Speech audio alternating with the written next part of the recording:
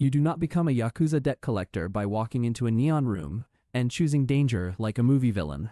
You drift into it because legal work pays too little, because you owe someone, because protection gets offered before hope does, or because belonging feels more valuable than safety. By the time you understand the price, the door behind you already feels smaller than the corridor ahead. That is where this job really starts. Not with glamour, but with dependency. The Underworld does not first teach you how to collect money. It teaches you that debt is power, and power belongs to the person who can turn fear into routine. In this story, you are not the boss, the mastermind, or the legend tattooed across a tabloid headline. You are the man sent to make other people's private panic feel permanent until they pay. To understand the job, you need to understand the world that made it. Traditional Yakuza groups grew out of older networks linked to gamblers and peddlers, then hardened into syndicates with rituals, hierarchy, and clear chains of obedience. By the late 20th century, those groups were tied into construction, nightlife, protection rackets, bad debt, speculative real estate, labor brokering, and black market finance. Debt collection fit that world perfectly, because debt gives criminals something better than money. It gives them control over time, movement, status, and silence. A debt can begin with gambling losses, illegal high-interest lending, unpaid bar tabs, protection fees, business disputes, or delinquent receivables bought cheaply from somebody else. Once the paper enters your hands, the numbers matter less than the pressure around them. Your job is not just to collect a balance. Your job is to enforce rank. That is why violence is not the first tool. Violence is loud, expensive, and risky.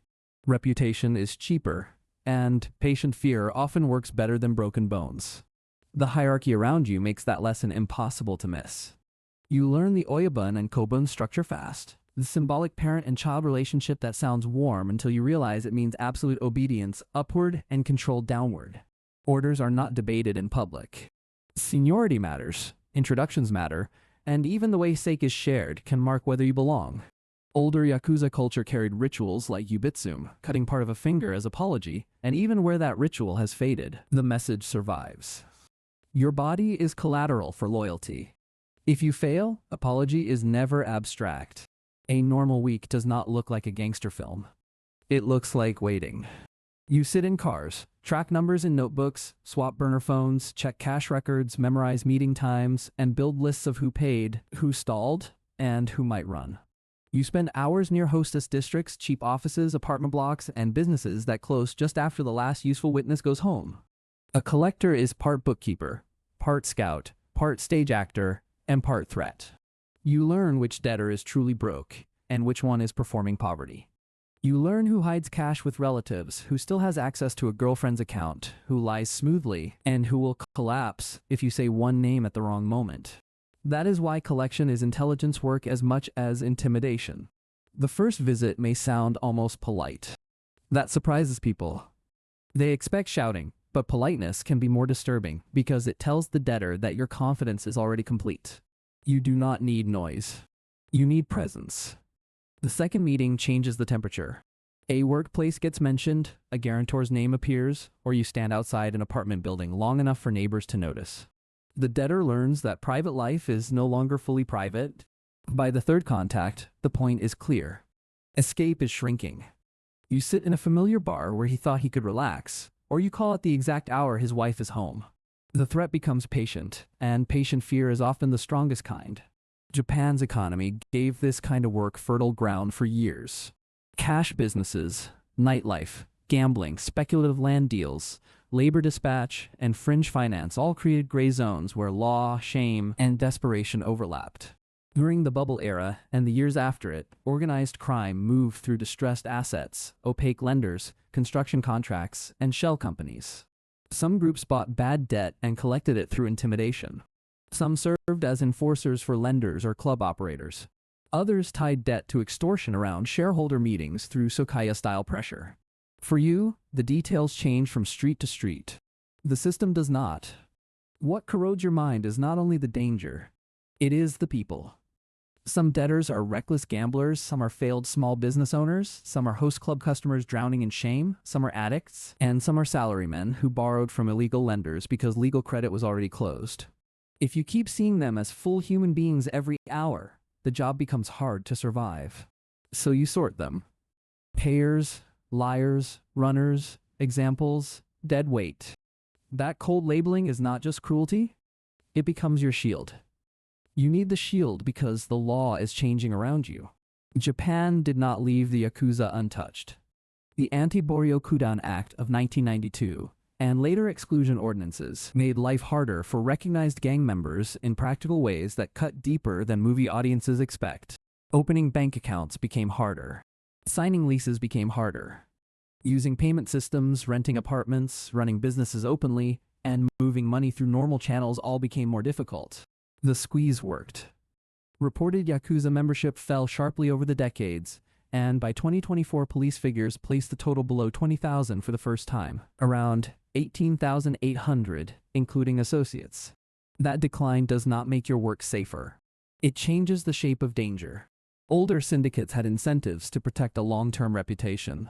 Newer, looser groups built through social media recruitment and fluid criminal networks can be more chaotic, more disposable, and sometimes more violent. Authorities in recent years warned about anonymous groups tied to fraud, robbery, and intimidation that do not behave like the old family model. For a collector, that means the structure above you may be weaker while the risk below you becomes sharper. Inside the organization, pressure never stops. Every envelope you carry invites suspicion. If money disappears, nobody assumes innocence. They assume skimming. The group already expects some underlings to steal, so every missing amount can become a test of loyalty, honesty, or fear. If cash is short, you may be beaten, demoted, or cut loose. If police arrest you, speeches about honor suddenly sound thinner. Syndicates are not charities. A man who becomes too expensive, too visible, or too unlucky can be disowned faster than he was once welcomed. That is why the famous Underworld code feels selective when you live inside it. Loyalty flows upward more reliably than protection flows downward. The language of family sits beside extortion, trafficking, fraud, and the careful harvesting of other people's weakness. Some groups have tried to present themselves as quasi-chivalric, even showing up in limited relief efforts after disasters or styling themselves as guardians of order. But the core business model does not change. Your income depends on asymmetric power. Your job depends on somebody weaker having fewer options than you do. And your body starts carrying the cost long before your conscience says it out loud. Tattoos may mark belonging, but outside the underworld they can mark exclusion. Sleep breaks into fragments. Meals happen at strange hours. Alcohol becomes social glue, painkiller, and fog machine all at once. Hypervigilance turns into habit. You notice mirrors, parked cars, exits, police movement, and the exact tone of a silence before anybody else in the room senses danger. You remember who owes whom, who lost face, who is desperate enough to stab, and who may already be talking to detectives.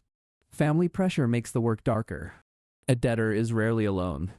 There is a wife, a mother, a brother, an employer, a guarantor, or a girlfriend whose name can turn a financial problem into a moral trap.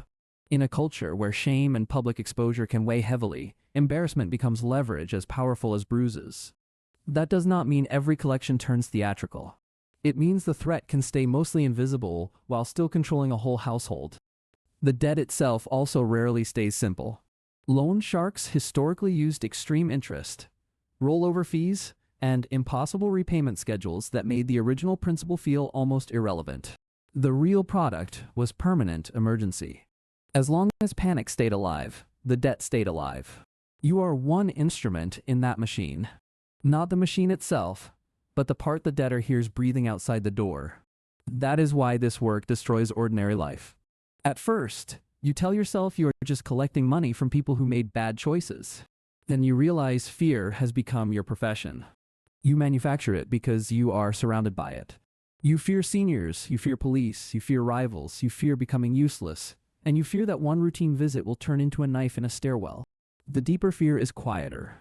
It is the fear that after years of enforcing other people's debts, you have damaged every version of yourself that could have returned to normal life. You cannot easily become ordinary again after making controlled terror feel like office work. That is the hardest truth behind the image of a Yakuza debt collector. The money is the visible part. The hidden currency is fear, and everyone in the system is paying with it.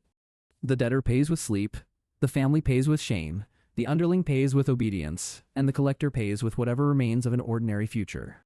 If you want the next story from inside organized crime, the one where digital extortion replaces street intimidation and panic moves from alleyways to server rooms, watch the next video now.